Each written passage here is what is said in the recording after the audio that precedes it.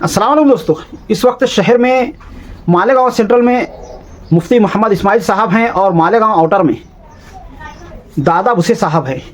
ये दो ऐसे लोग हैं जिन्होंने मालेगांव के सेंट्रल और आउटर को संभाले रखा है और इनकी नींव इतनी मजबूत है कि इनको इंशाल्लाह आइंदा आने वाली कई पीढ़ियों तक कोई हरा नहीं पाएगा, चाहे फिर वो कॉरपोरेशन इलेक्शन हो, असेंबली का हो या फिर और कोई बात हो, क्योंकि इन दोनों ने काम के ताल्लुक से अपना लोहा मनवा लिया है और शहर इनको काम के ताल्लुक से जानता है।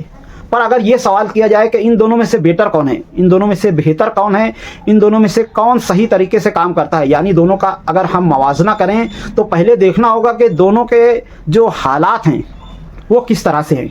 एक तरफ अगर आप नदी के उस पार के हालात देखें, मालेगांव आउटर की जो पब्लिक है वो सुलझी हुई है और वो कभी भी अपने घरों के बाहर अतिक्रमण वगैरह नहीं करती है कि जिससे गटरें वगैरह ढक जाएं, ना ही अपने घरों के आसपास में गंदगी वगैरह करती है, कचरे वगैरह फेंकती है, ना ही उनकी गाड़ियां वगैरह इस ताल्लुक से होती है, ना ही रोड वगैरह पर वो लोग बेकायदगी से चलते हों या फिर बेकायदगी से हॉर्न वगैरह बजाते हों या फिर सड़कों पर गंदगी वगैरह करते हों, ना ही आपको ये दिखेगा कि दुकानों वगैरह के ताल्लुक से उन्होंने ज़्यादा अतिक्रमण किया हुआ है। इसी वजह से वहाँ पर कॉरपोरेशन का खर्चा जो है काफ़ी कम आता है, क्योंकि वहाँ के पे जो साफ गटरों को साफ़ करने वाले हैं या साफ़ सफाई के जो ताल्लुक से हैं या कचरा उठाने वाले हैं उनको जो है ज़्यादा मेहनतें नहीं करनी पड़ती है। और इसी तरह से दादा भुसे साहब को जो है रोड वगैरह बनाने के ताल्लुक से ज़्यादा सोचना नहीं पड़ता है, क्योंकि वहाँ पर अतिक्रमण वगैरह नहीं है और इसी वजह से उनको काम करने में आसानी होती है। और दूसरा जो है वो एरिया जो है मालेगांव आउटर का काफ़ी डेवलप्ड हो चुका है और उसकी वजह यही है। खैर इस वजह पर हम ज़्यादा बात नहीं करेंगे क्योंकि फिर हमारा टॉपिक दूसरी तरफ चला जाएगा। हमारा इस वक्त इन दोनों के ताल्लुक से मवाजने का है। तो अब हम मालेगांव सेंट्रल के ताल्लुक से जब देखें तो आपको पता चलेगा यहाँ पर हमारे मालेगांव सेंट्रल के लोग जो है ज़्यादातर अतिक्रमण वगैरह भी करते हैं, गंदगी वगैरह अपने घरों के आसपास भी करते हैं और सड़कों पर बेकायदगी से चलते हैं। यहाँ तक के होटलों वगैरह पर आप देखेंगे तो लोग होटलों के अंदर बैठकर चाय वगैरह कम पीते हैं और बाहर खड़े होकर के चाय वगैरह ज़्यादा पीते हैं। वहाँ पर कुर्सियाँ वगैरह भी बाहर लगी होती हैं। यानी हमारा जो मुस्लिम एरिया है काफ़ी हद तक इसको सुधार की ज़रूरत है। यानी यहाँ पर अगर हम ये सोचें कि हम रोड गटर वगैरह का काम करेंगे या फिर ऐसा कुछ करेंगे तो हमको सबसे पहले तो इस ताल्लुक से अतिक्रमण वगैरह को हटाना पड़ता है, काफ़ी कुछ करना पड़ता है। गटरों वगैरह के ताल्लुक से देखेंगे तो आपको गटरों में गंदा पानी बहता हुआ नज़र नहीं आएगा, आपको वहाँ पर कचरे वगैरह भी बहते नज़र आएंगे, जबकि कचरे वगैरह का एक अलग डिपार्टमेंट होता है। और मालेगांव आउटर में इस ताल्लुक से देखेंगे तो ये लोग कभी भी घरों के बाहर वगैरह कचरा नहीं करते हैं। उनके घरों में इस तरह के डब्बे वगैरह बने होते हैं जिसमें अलग अलग गीला और सूखा कचरा रखा जाता है। पर हमारे शहर के लोग जो इस ताल्लुक से बिल्कुल भी जागरूक नहीं है, उनको इस ताल्लुक से जागरूक होना पड़ेगा। इनको बस ऐसा लगता है कि हर एक जिम्मेदारी कॉरपोरेशन की है या फिर असेंबली में चुनकर आए हुए एमएलए साहब की है। अपने ताल्लुक से ये लोग नहीं चाहते हैं कि हम खुद से साफ सफाई रखें। अफसोस की बात है। और इस वजह से जो है हम देखेंगे तो शहर के एमएलए को या शहर की कॉरपोरेशन को मालेगांव सेंट्रल में ज़्यादा मेहनत करनी पड़ती है, तरक्की के ताल्लुक से, काम के ताल्लुक से, साफ़ सफाई के ताल्लुक से।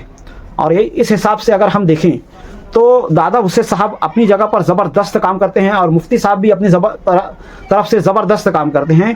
पर ज़्यादा स्ट्रगल मालेगांव सेंट्रल में इसी वजह से होता है कि पब्लिक जो है यहाँ पर सपोर्ट नहीं करती है और सबसे ज़्यादा मुश्किलात का सामना ये होता है कि वहाँ पर दूसरे सियासी रहनुमा जो है दादा भुसे साहब को के कामों में टांग वगैरह नहीं अड़ाते हैं।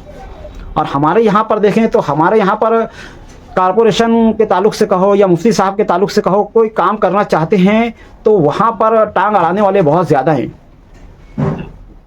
काफ़ी ऐसे वो सारे वाक़यात होते रहते हैं और अभी से नहीं, पिछले 30-35 सालों से यही होता है कि कोई काम करना चाहता है तो उसके कामों को रोकने की कोशिश की जाती है। और इसी वजह से मैं समझता हूँ कि मुफ्ती साहब जो है इस ताल्लुक से ज़्यादा स्ट्रगल वगैरह करते हैं। दोनों में से बेस्ट कौन है ये तो बेशक अल्लाह जानता है, पर मेहनत करके, स्ट्रगल करके और लोगों से जूझ करके काम करने की जो सलाहियत है वो मुफ्ती साहब में ज़्यादा है।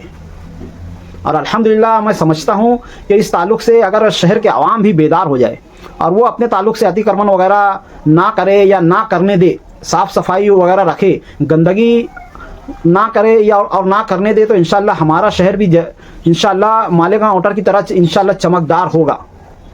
पर इस ताल्लुक से हमारे शहरियों की भी जिम्मेदारी है। आज हम जितने भी मालेगांव सेंट्रल के लोग हैं, अगर वो नदी के उस पार जाते हैं तो ये सोचते हैं कि यार यहाँ पर हम आकर रहने लगेंगे, पर बिल्कुल ये नहीं सोचते कि इस तरह का मोहल्ला हम अपने मोहल्ले को भी बना सकते हैं। यानी मुश्किलात से जूझ करके उसको आसान बनाने की बजाय मुश्किलात से भागते हुए नजर आते हैं।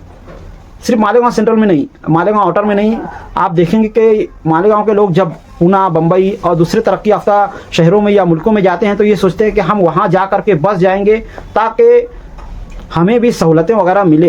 पर ये कभी नहीं सोचते हैं कि जिस तरह का ये शहर है या जिस तरह के ये कंट्रीज़ हैं उस तरह से हम अपने मोहल्ले को बनाएं, अपने मालेगांव सेंट्रल को बनाएं। इस ताल्लुक से मेहनतें करने का बिल्कुल नहीं सोचते हैं।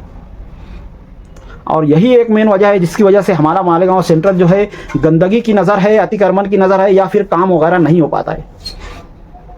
मुश्किलों से जूझ करके आगे बढ़ने की बजाय मुश्किलों से भागने वाली जो हमारी जहनीत है इसको हमें बदलना होगा, तभी हमारा शहर तरक्की कर पाएगा, तभी हमारा शहर आगे बढ़ पाएगा, तभी शहर की बुनियादी ज़रूरतें पूरी होगी, साफ़ सफाई वगैरह रहेगी। इस वक्त शहर के जो हालात हैं, नौजवान नस्ल पूरी गुटखा, तंबाकू और दूसरे नशे की चीज़ों में मुब्तला है। घर की औरतें जो हैं बेहयाई वगैरह कर रही हैं, इन सब चीज़ों को बंद होना चाहिए। इस बारे में आप लोगों का क्या ख्याल है कमेंट में ज़रूर बताएं। मिलते हैं अगली वीडियो में, तब तक के लिए खुदा हाफिज़। अस्सलामु अलैकुम वरहमतुल्लाहि वबरकातुहू।